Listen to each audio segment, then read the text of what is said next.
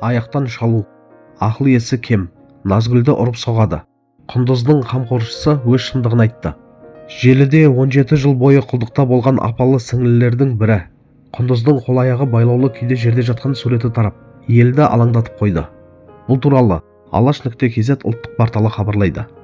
Құндыз бен Назгүлдің қамқоршысы Зүлфия Төленова оқиғаға қатысты пікір білдіріп, өз шындығын айтты.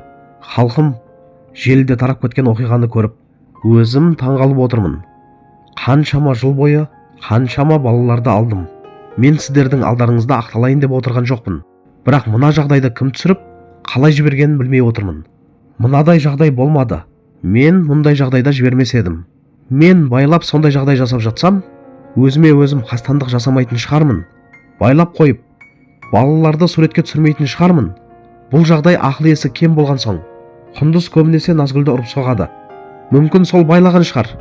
Мен оны білмеймін. Бұл үйде бәрі ақыл есі кем балалар ғой. Мен бұл жағдайдың қай уақытта болғанын да білмеймін. Бүгін білдім. Мен балалардың құжаттары, азық-түлігі үшін үйден көп шығып кетемін. Білмеймін. Үйге келгенде бәрі тып-тыныш. Әп-әдемі отырған балалар болатұғын. Бұл жерде менің аяғымнан шалу, немесе ар-намысыма нұқсан келтіру шығар. Мен балаларды асырап, осы күнге дейін өсіріп жіберген қаншама бала-шағам бар. Білмеймін кімнің істегенін. Бұл жерде тек аяқтан шалу деп ойлаймын, деді Зүлфия Төленова. Қадірлі көрермендер, бұл жағдайда бір жақты қабылдап, бір адамды кінәлі немесе кінәсіз деп кесіп айтуға әлі ерте шығар. Әлеуметтік желіге шыққан бір сурет халықты қатты алаңдатқаны түсінікті. Өйткені баланың қауіпсіздігі бәрінен маңызды.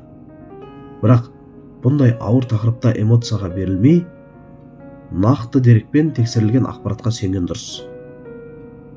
Зүлфия Төленованың айтқандары да ойлантады. Ол өзін ақтап отырған жоқ, тек жағдайдың қалай болғанын білмейтінін айтып отыр.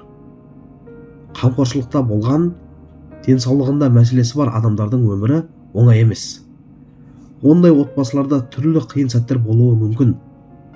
Сондықтан бұл жерде бастысы шындықты анықтау. Жалпы алғанда бұл оқиға қоғамға маңызды бір мәселені қайта еске салды. Қамқоршылықтағы жандардың жағдайы үнемі бақылауда болуы керек. Мемлекеттік органдарда, қоғамда бұндай жайттарға бейжай қарамауы тиіс. Бірақ кінә тағу емес, баланың жағдайын жақсарту бірінші орында тұруы керек деп ойлаймын. Барлығына заң аясында сабырмен әділ баға берілгені дұрыс.